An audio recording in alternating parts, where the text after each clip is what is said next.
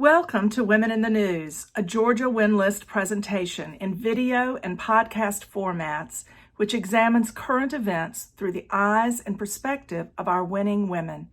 I'm Melita Easters, the Executive Director of Georgia Win List. We're happy to have you join us for this sample segment of a program we are considering to keep our audience better informed next year. Today, we talk to three of the women who will cast Electoral College votes as they gather in the Georgia Senate chamber Monday morning, December 14th. Electors across the nation will assemble to send votes from each state to Congress for the election of United States President Joe Biden and Vice President Kamala Harris. With Harris, the first ever female vice president, it will be a particularly historic day. By the way, Georgians last voted for a Democratic president in 1992. Georgia has 16 Democratic electors, and half of them are women. We're happy to say all 8 women have ties to Georgia Win List. Heading the slate of electors is Democratic Party Chair and 5th District Congresswoman-elect Nakima Williams, a Win List endorsed former state senator who also graduated from our first Win Leadership Academy in 2012. Joining her as the most nationally known elector is Stacy Abrams, a former Win List board member and endorsed state representative who became House Minority Leader before running for governor in 2018. The founder of Fair Fight, Stacy Abrams, has become a nationally known voting rights advocate, the presumptive 2022 Democratic nominee for Georgia governor, and a New York Times best-selling author. Other electors include Rome City Commissioner Wendy Davis, a former Win List board member and a member of the Democratic National Committee. Newly elected Athens District Attorney Deborah Gonzalez is a former Win List endorsed state rep and a graduate of the Win Leadership Academy. Former Atlanta City Council President Kathy Woolard is a Win List donor and headliner for past events. She was the first openly gay elected official in state history. We were able to talk with the 3 remaining women electors.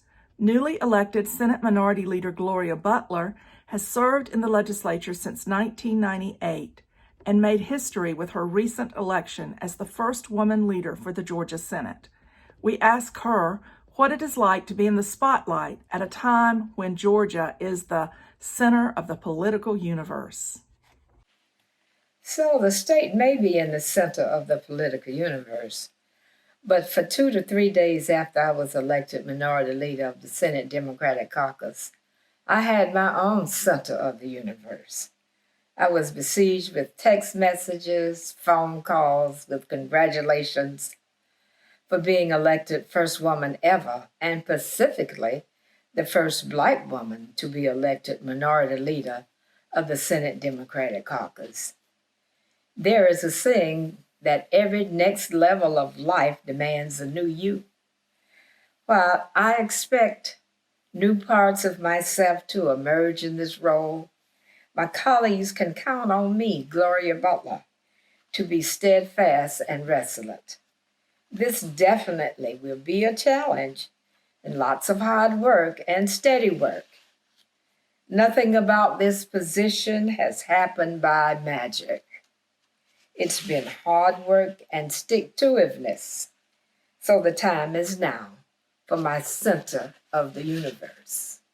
We also asked Senator Butler how she feels about the historical significance of casting an electoral vote for the first ever Black woman vice president. You know, when I think about being an elector, I think of the awesome responsibility of casting my vote. By the way, this is my first time being an elector. I know the goal of an elector is to vote for President-elect Joe Biden and Vice President-elect Kamala Harris.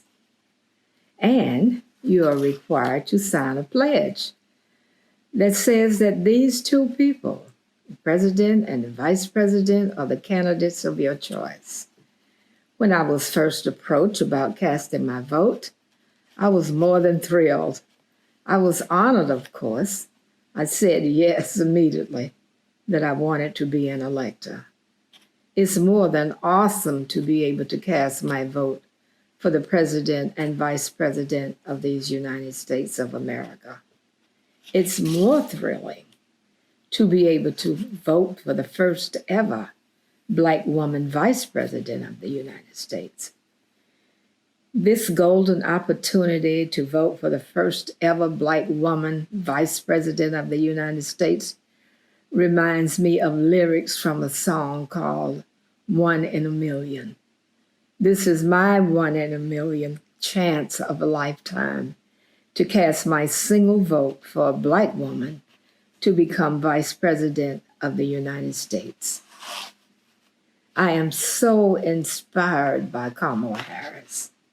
Her election will also inspire many young Black girls all over this country and encourage them to exceed, to excel, to be the best that they can be in every aspect of their young lives.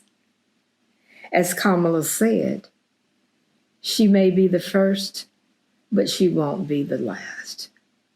I have to say to you, I am so humble and honored to be a part of history. A decade ago, Fenika Miller ran for the Georgia House as a win-list-endorsed House candidate living in Middle Georgia's Houston County, the home of former Republican Governor Sonny Perdue. She is now the Democratic Party chair for the 8th Congressional District, and Democratic performance has increased under her leadership. My name is Fenika Miller. Thank you for allowing me to share my Georgia electoral story. I have been a proud member of the Democratic Party for well over 2 decades. I began my organizing career as a preteen here in Houston County, working to elect the first Black county commissioner. That was in the 1980s. And after Mr. Porter won that race, I really began to understand not only how politics affects our lives, but also how we have to engage our community in the hard work of holding elected officials accountable, as well as reaching out to our friends, family members, and other neighbors about the importance of them being involved in politics. So as I mentioned, that was in the 1980s. I've been active and serving ever since, became really involved in 2007 with the local county committee, was elected chair of the county party. And that is when I chose to run for office and had my introduction to Georgia Win List. You all supported me in my very first campaign for elected office, and you all have been doing great work ever since. As far as being a presidential elector, it is an amazing experience and opportunity to be able to represent the voices of Georgians across the state, but also to have this experience and to be able to see the growth in Houston County party politics. This is the home of Sonny Perdue. David Perdue has his roots here, and yet we were able to give President-elect Joe Biden his very first bump across the state with absentee ballots, increasing our Democratic performance here by over 32% since the last 2 years. And that has been the work of activists, organizers, candidates across our county who are running for office, who believe in the Democratic Party principles, who believe in the platform. As a mother and grandmother, Fenika Miller talked about casting her vote for the first Black woman vice president and the example Kamala Harris will be for young children. There's nothing more inspiring for me as a Black woman than to see Kamala Harris elevated to the vice presidency of the United States of America. And, you know, just as the work that I've done since I was 12, standing on the shoulders of my cousin and activists that trained her, Kamala Harris, you know, we're all lifting her, supporting her, covering her, and super excited to just be a part of this process, to be a witness to what we've seen in 2020, and to have been a part of all of the trench work, the hard work over 2 decades to put Georgia in play, to have the spotlight on us here in Georgia and to really be the epicenter of the country right now as a presidential elector who will cast my vote on December 14th in support of President-elect Joe Biden and Kamala Harris. We spoke to Georgia Young Democrats President Rachel Pauley, who also serves as coordinator of our WIN Leadership Academy. She told us how the national attention Georgia has received since Election Day has escalated for electors. I'm honored to be an elector this year. For the first time, Georgia's gone blue since before I was born. Even more historic, we're electing the first female vice president in Kamala Harris. Rachel told us about being the youngest Georgia elector and the higher November turnout for Georgia's youngest voters.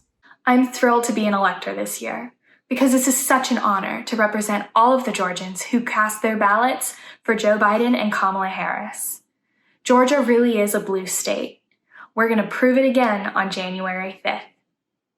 One of the things I'm most excited about is how Georgia's youth has turned out this year. Over 21% of the electorate was under 30. Can you believe that? There's been a good bit of stress and pressure on me. But I'm honestly just really excited. All of this energy means people care. Not about me, but about our state. About all of the people that live here. About who represents us. About what we need. And that's something really special. Young people are more involved than ever. We really see the existential threat not being involved has. Whether it's student debt, climate change, or even pandemic relief. Every single thing our politicians do or don't do affects us. I'm proud of Georgia, and I'm excited to see us elect 2 new U.S. senators on January 5th. In the meantime, I'll be organizing and recruiting, training, and supporting young people and women across Georgia, right alongside Georgia WIN List. Thanks for joining us. Please follow Georgia WIN List across all your preferred social media platforms at GAWINLIST. We will soon announce future segments of Women in the News. In case you haven't noticed, Georgia has not one, but 2 United States Senate runoffs. If you have not already sent in a mail-in ballot, early in-person voting begins Monday. Please make your plan for how you will vote in these 2 races, which decide which party controls the United States Senate and the fate of a Biden-Harris administration. Please stay safe and best wishes for all the holidays we celebrate over the next few weeks. Put a woman in charge. Put the women in charge.